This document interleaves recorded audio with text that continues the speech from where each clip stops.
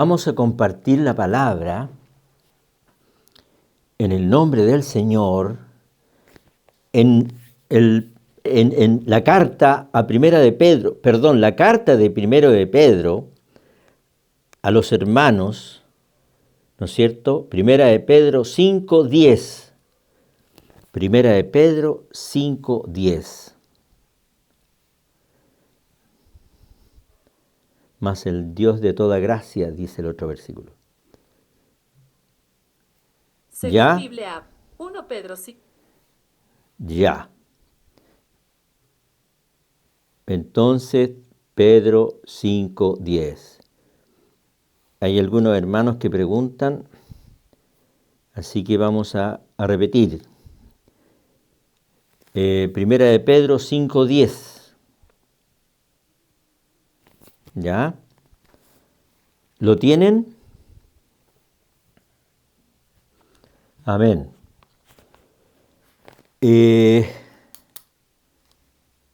Vamos a leerlo.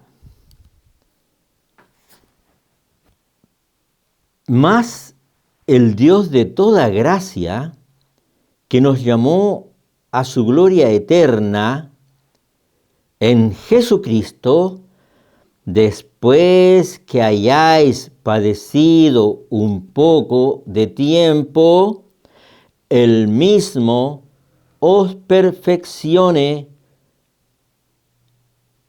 afirme, fortalezca y establezca. Amén. Padre amado,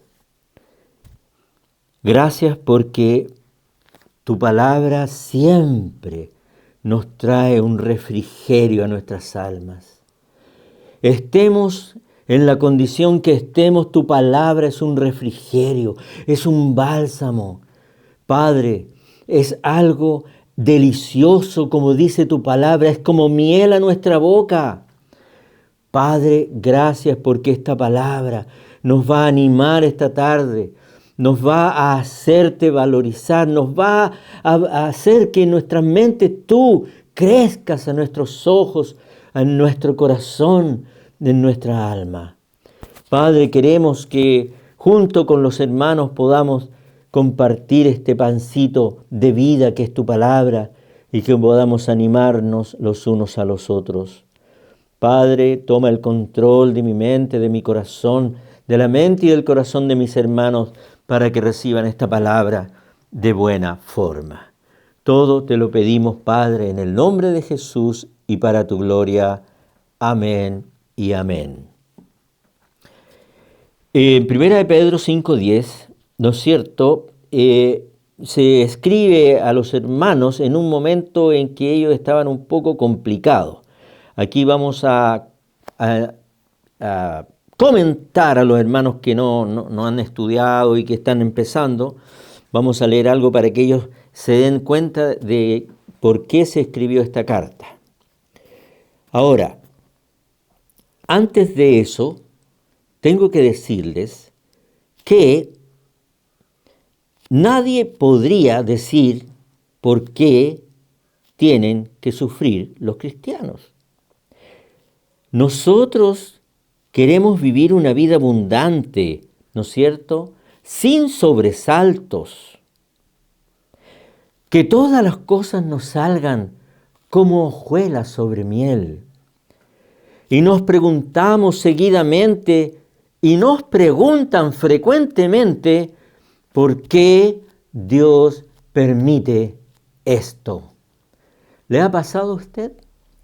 Pero la realidad de las Escrituras nos muestra que es necesario, por alguna razón, que el hombre tenga que padecer situaciones difíciles, dolorosas y a veces extremas, pero sabemos que a los hijos de Dios todas las cosas le ayudan a bien.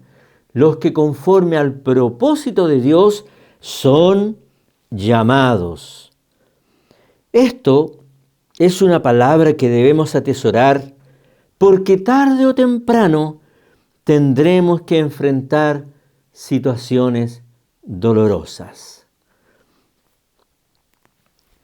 Pedro en Primera de Pedro, le envía una carta a los cristianos sufrientes de ese tiempo.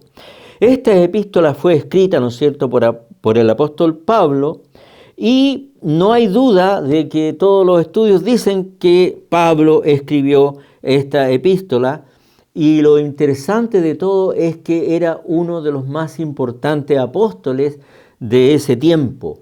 Por lo tanto, su palabra no está puesta en duda, ¿no es cierto?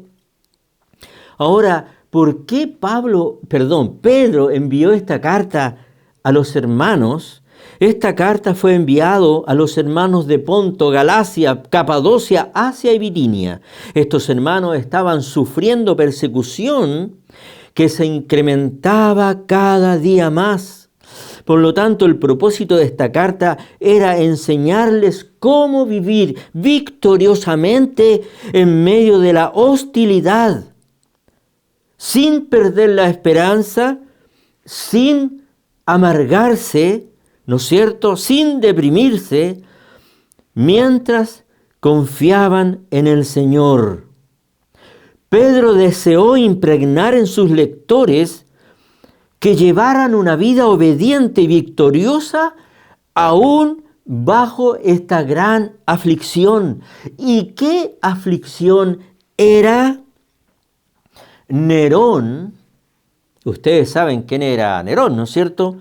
Uno de los más terribles y despiadados emperadores romanos. Nerón había prendido fuego a la ciudad, probablemente con el deseo perverso, ¿no es cierto?, para construir una ciudad nueva en el cual él se llevara los aplausos, ¿no es cierto? Entonces quemaba las casas de las personas en Roma, y los romanos estaban totalmente devastados por esto. Su cultura, en un sentido, desapareció de la ciudad. Todos los elementos que tenían el pueblo de Roma habían sido destruidos, porque quemar una casa se quema todo lo que está dentro. Sus grandes templos también fueron quemados, las reliquias, sus ídolos y sus casas, todo fue quemado. Estaban estos hombres romanos, ¿no es cierto?, estaban sin esperanza, personas en crisis, sin casa. Muchos habían muerto y el resentimiento era grande y tenían mucha rabia, ¿no es cierto? Ahora, Nerón se da cuenta de esta situación y la quiere aprovechar, ¿no es cierto?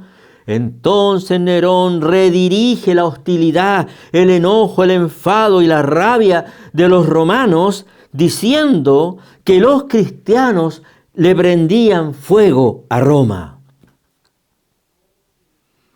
Entonces esta situación se dio para que los romanos ahora persiguieran a los culpables del incendio, que no eran culpables, pero que Nerón decía que si lo eran.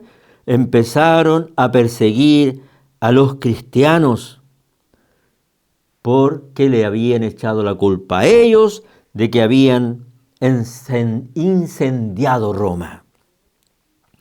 Por esto Pablo escribió esta epístola, entre otras cosas, para fortalecer la fe de los hermanos. Aquí hay una situación muy difícil. Yo no me imagino qué haríamos nosotros como iglesia si nos ocurriera algo así, ¿no es cierto? Ahora, si nos ocurriera algo así, deberíamos estar muy fortalecidos en la fe.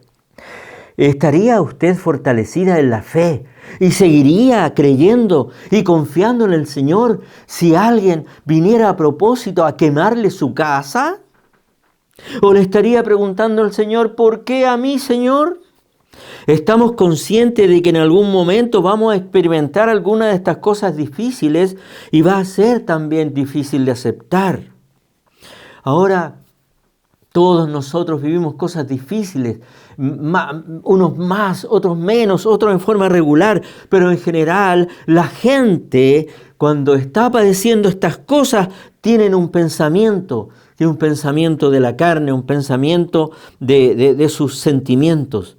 Y muchas veces en la iglesia nos dicen eso, pero no lo dicen, ¿no es cierto?, a quién deben decírselo, sino que murmuramos unos a otros, y me meto en el baile, porque a veces cuando padece una persona algo difícil, murmura y dice, nadie me ayuda, nadie se preocupa de mí, he perdido tanto tiempo en participar de esta iglesia y nadie se ha acomedido a preguntarme cómo está para que me tiendan una mano. ¿Ha escuchado usted eso de la gente que se queja en la iglesia porque están padeciendo situaciones dolorosas, pero ponen la mirada en otro lugar, en sus sentimientos, en las pasiones que anidan y nacen y salen fuera de su ser? Usted en este minuto, ¿no es cierto?, ¿está padeciendo alguna situación parecida a los de los hermanos de esta carta? La verdad que yo diría que no tanto, ¿no es cierto? Porque una persecución masiva en que los perseguían, los mataban, les quitaban sus posesiones y también algunos eran quemados vivos, no estamos viviendo esa situación. Pero a pesar de eso, nuestros sufrimientos por ser pequeños, aún decimos las mismas cosas que hemos leído. ¿Por qué nadie me ayuda? ¿Por qué nadie se ha preocupado de mí? ¿Por qué nadie me ha preguntado lo que estoy pasando? A pesar de que la comparación del sufrimiento entre estos hermanos y el que usted o nosotros podamos padecer es incomparablemente pequeño. Ahora usted está sufriendo cosas difíciles, yo lo sé, quizás yo también las esté sufriendo. Entonces, ¿cómo está enfrentando estas situaciones difíciles que está viviendo en este minuto? Esa pérdida o escasez de trabajo, ¿cómo la está enfrentando? Esa pérdida de ese esposo que se quiere ir y que se fue y que no sabe si va a volver y que usted llora y ora y ora para que vuelva. ¿No es cierto? ¿Cómo está enfrentando esa situación? Cuando sus hijos son pequeños, están junto a usted, pero cuando llega la edad de la adolescencia, vuelan con sus propias alas y se van a hacer leceras. Ahora, ¿ha sufrido alguna injusticia laboral? ¿Alguna injusticia familiar? ¿Robo, estafa, accidentes? Negligencia de tercero donde usted tiene que pagar los platos rotos. A mí me pasó muchas veces en mi trabajo que otras personas, terceros, algunos empleados se mandaban condoros y yo tenía que poner la cara. Usted está padeciendo enfermedades dolorosas desde hace tiempo. ¿Cómo la está enfrentando? Ahora, la verdad, ¿cree usted que Dios sabe lo que usted está padeciendo, lo que usted está sufriendo, lo que a usted le está incomodando? ¿Cree usted que Él sabe eso o no? El Señor sabe de su dolor y su quebranto, pero quiere librarnos de nuestros propios pensamientos y emociones que surgen de estos momentos y que no le ayudarán en nada. Cuando nos quejamos, cuando pensamos que Dios no ve lo que nos está pasando, cuando pensamos que lo que nos está pasando a nosotros es mucho mayor que lo que le está pasando a otros hermanos. Yo decía eso cuando me tocó grandes aflicciones. ¿Por qué padezco tanto yo y no los otros? Es una tontera de la carne, emociones, ¿no es cierto? Entonces Dios quiere librarnos de estas emociones que salen en estos momentos para que podamos tener paz, gozo y enfrentemos debidamente las situaciones que nos tocan vivir. Entre paréntesis, usted es una hija de Dios, somos hijos de Dios y la meta que Dios tiene para nosotros es que todos seamos introducidos completamente a su reino eterno. No es la meta que usted no sufra, no es que usted lo pase bien, no es que seamos condescendientes con usted o que sean condescendientes con nosotros, que no tengamos ningún problema, nunca. No es la meta de Dios, nunca la ha sido y nunca la será. Por lo tanto, es bueno que recordemos estas cosas, ¿no es cierto? Ahora, si usted no sabe qué pensar acerca de esta situación, la palabra misma le puede instruir, iluminar, le puede hablar, ¿no es cierto? En 1 de Pedro 4:12 dice: amados, no os sorprendáis de fuego, de prueba que os ha sobrevenido, como si alguna cosa extraña os aconteciese. Para Pedro no era nada de extraño, sino que gozaos por cuanto sois participantes de los padecimientos de Cristo, para que también en la revelación de su gloria os gocéis con gran alegría. No te sorprendas de que te pasó eso, que te pasó este accidente, que te pasó que se te quebró la mano, que te pasó que en el trabajo, y no quiero repetir todo, pero que te pasó algo que tú no esperabas. No te sorprendas. ¿Por qué? Porque somos participantes de los padecimientos de Cristo. Decía Pablo en un lugar: yo estoy añadiendo los padecimientos, o en mí se están manifestando los padecimientos que le faltaban a Cristo. Ahora, al final de este versículo dice: tú y yo, si no nos sorprendemos, si no nos damos, no tomamos en cuenta que en cualquier minuto podemos entrar en un sufrimiento, entonces nos gozaremos con gran alegría en su reino eterno.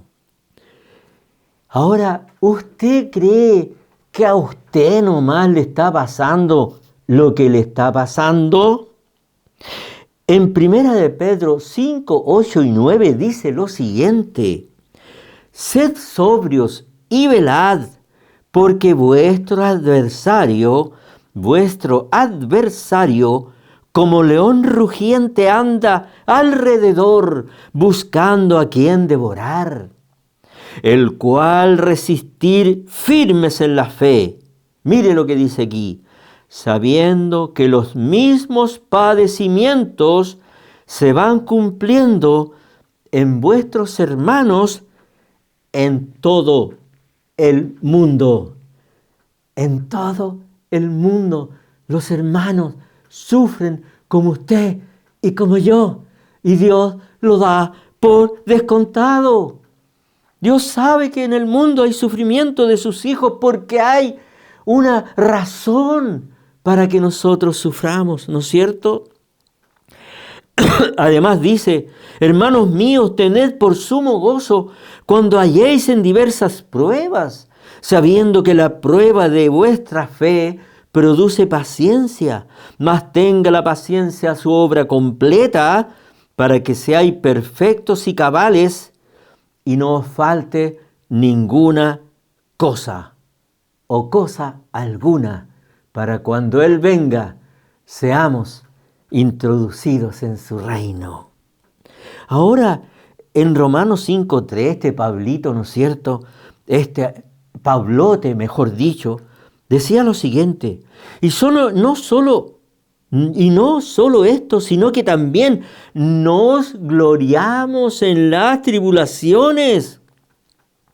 Se gloriaba Pablo en los dolores y sufrimientos, porque esos dolores, sufrimientos, escaseces, ¿no es cierto?, a pedradas, azotes, se las dedicaba como ofrenda agradable a Dios.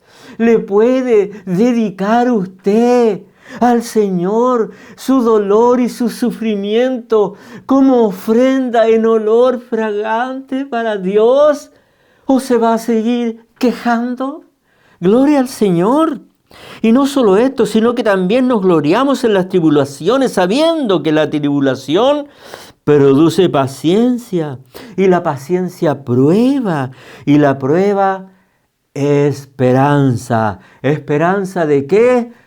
De vida eterna. Gloria al Señor. Dios piensa todo el día en la vida eterna. Dios piensa todo el día en que entremos a su reino. ¿Sabe qué está pensando hoy, ahora en este minuto, cuando son las tantas de la noche de hoy? Está pensando cómo hacer que usted pueda entrar a su reino. No piensa en nada más que en eso. ¿Cómo hacer que nosotros entremos en su reino para que juntos como familia, Padre, Hijo, Espíritu Santo y todo su pueblo nos gocemos un día con gran alegría en su reino? ¿Qué está pensando Dios? En que entremos a su reino. ¿Qué está pensando el Señor? Que logremos entrar a su reino. Gloria a Jesús. ¿Y sabe usted quién nos podría enseñar cómo enfrentar el sufrimiento? No voy a decir los versículos exactos, pero tome su Bibliecita y lea el libro del profeta Isaías en el capítulo 53. Y léalo enterito. Usted que está sufriendo, usted que está padeciendo, usted que no comprende qué le está pasando. Voy a leer algunos versículos sin expresarlo, sin decirlo, porque los salté. Y dice así, esto habla del Señor, obvio. Despreciado y desechado de los hombres, varón de dolores, experimentado en quebranto. Sufrió nuestros dolores y nosotros le tuvimos por azotado, por herido de Dios y abatido. ¿Usted está abatida? El herido fue por nuestras rebeliones, molido por nuestros pecados. El castigo de nuestra paz fue sobre él, y por sus llagas fuimos nosotros curados. Angustiado él y afligido, no abrió su boca. Como cordero fue llevado al matadero, y como oveja delante de sus trasquiladores, enmudeció y no abrió su boca. ¿Cómo está ese ejemplito para mí? Que estuve perdido en mis sufrimientos, en mis dolores. Bueno, siempre, ¿no es cierto? Siempre uno necesita saber que Él lo padeció todo por ti y por mí. ¿Te parece hermoso cómo Él nos da ejemplo para que no nos quejemos? Para que lo miremos a Él, lo que padeció por ti, lo que padeció por todos nosotros, ¿no es cierto? Fue experimentado en quebranto, fue abatido. Y esto no fue de Él, sino que dice aún, con todo eso Jehová quiso quebrantarlo, sujetándolo a padecimiento. Con todo eso Dios quiere que tú pases esta situación difícil, porque te es necesario, porque me es necesario pasar por esta situación difícil. Porque ¿qué tiene en mente Dios? Que entremos a su reino. Gloria a Jesús. Ahora, si tú estás padeciendo en este minuto y te hace difícil la carga, también la palabra nos da aliento, ¿no es cierto? En Hebreos 14 y 15. Por tanto, teniendo un sumo sacerdote que traspasó los cielos, Jesús, el Hijo de Dios, retengamos nuestra profesión, porque no tenemos un sumo sacerdote que no pueda compadecerse de nuestras debilidades, sino uno que fue tentado en todo, según nuestra semejanza, pero sin pecado. Acerquémonos, pues, confiadamente al trono de la gracia para alcanzar misericordia y hallar gracia para el oportuno socorro. Usted está acercándose cada día confiadamente al trono de la gracia para alcanzar misericordia y hallar gracia para el oportuno socorro. ¿O quiere que las cosas lo pillen desprevenido y que le venga un aguacero o que le venga una corriente de agua y usted esté mal parado? Y estando mal parado no entienda lo que le esté pasando y empiece a confesar cosas de su carne y cosas que no convienen.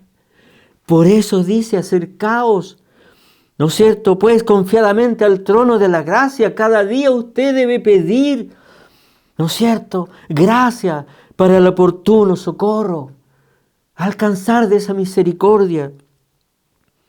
Por eso, hermanos amados, gracias al Señor y a su palabra, que después que leímos parte del Salmo 53, Él se ha convertido, bueno, siempre lo fue, pero Él es nuestro sumo sacerdote que intercede por nosotros delante del Padre, presentando su propia sangre preciosa. Gloria al Señor. ¿Qué debemos hacer? ¿Qué debes hacer tú? ¿Qué debo hacer yo cuando estamos en una dificultad, en un problema, en una situación difícil? Buscar a aquel que puede librarte de todas estas cosas a su debido tiempo. A veces nosotros vamos a la iglesia y cantamos muchas alabanzas hermosísimas. Algunos de nosotros ya hasta lloran de emoción al escuchar esas alabanzas tan hermosas. Me ocurrió este domingo a mí que cuando se cantó una alabanza, yo me emocioné hasta las lágrimas. Y yo saqué algunas partes de esa alabanza para decirle a usted y decirme a mí que si nosotros viviéramos lo que cantamos, nosotros estaríamos fortalecidos ante cualquier circunstancia. ¿Qué debe hacer el hermano, el discípulo, el Hijo de Dios que sufre? Dice que Dios no rechaza oración. Su oración no la va a rechazar porque la oración es como alimento para usted. El Señor nunca ha visto a un justo sin respuesta o quedar en sufrimiento. Eso no, nadie podría decir eso. Basta solamente con esperar lo que Dios irá a hacer. Cuando Él levanta sus manos, entonces Dios va a vencer. Es la hora de vencer. Oh, simplemente, hermano, hermana, que estás sufriendo, alaba. Si estás llorando, alaba. En la prueba que estás sufriendo, alaba. Estás sufriendo mucho, alaba. No importa lo que estés padeciendo, alaba. Tu alabanza, Él escuchará. Dios va al frente de ti, abriendo caminos. Está quebrando tus cadenas, está sacando tus espinas. Manda a sus ángeles contigo a luchar. Abre puertas para ti que nadie puede cerrar. Él trabaja para los que confían. Camina contigo de noche y de día. Levanta tus manos, hermano, ¿Y por qué? Porque la victoria llegó. Comienza a cantar y alaba a Dios. Gloria a Jesús. La gente necesita entender lo que Dios está hablando. Cuando Él queda en silencio, es porque Él está trabajando. A veces uno dice, no me escucha, parece que las oraciones llegan hasta el techo, no puedo saber si Él está escuchándome o no, está como en silencio. Entonces cuando Él está en silencio, dice, porque Él cuando está en silencio está trabajando para ayudarte. Basta solamente esperar lo que Dios va a hacer, hermano. Cuando Él extiende sus manos, es hora de vencer. ¿Estás llorando? Alaba. ¿En la prueba? Alaba. ¿Estás sufriendo? Alaba. No te importe lo que está pasando. Tu alabanza, Él escuchará. ¿Estás viviendo esta alabanza que cantamos todos los domingos en la iglesia? Gloria al Señor. Ahora, ¿cuál debería ser nuestra actitud ante el sufrimiento? Ante el sufrimiento debería ser de adoración. Deberíamos decir, oh Dios, creo que tú eres el gran Dios todopoderoso. No entiendo las cosas que me están ocurriendo en mi vida, pero yo solo confío en ti. Debemos pedir a Dios que nos enseñe todo lo que quiere que aprendamos acerca de Él, acerca de nosotros y acerca de los demás. Y cómo poder en estas circunstancias seguir sirviéndole, aunque estemos sufriendo. Nuestra actitud en el sufrimiento debe glorificar a Dios. Nos van a observar las personas cuando estamos afligidos con alguna situación y se van a preguntar, a pesar de su aflicción, están preocupados de otros, van a visitar a los débiles, van a llevarle comida al que necesita. Y eso va a glorificar a Dios. Si estás padeciendo, si estás sufriendo, no tienes conciencia de por qué, Dios te dice, es necesario para que tú puedas en algún momento en tu vida terminar la carrera que comenzaste y entrar a su reino eterno. Gloria a Jesús. Descansa en el Señor. Entrega tus cargas a Él, tu dolor y sufrimiento, y Él las llevará. Él las llevará por ti. Gracias, Señor. Gracias, Padre, en el nombre de Jesús. Padre, todos nosotros, y dice tu palabra que en todo el mundo tus hijos sufren, pero está claro el motivo, el por qué.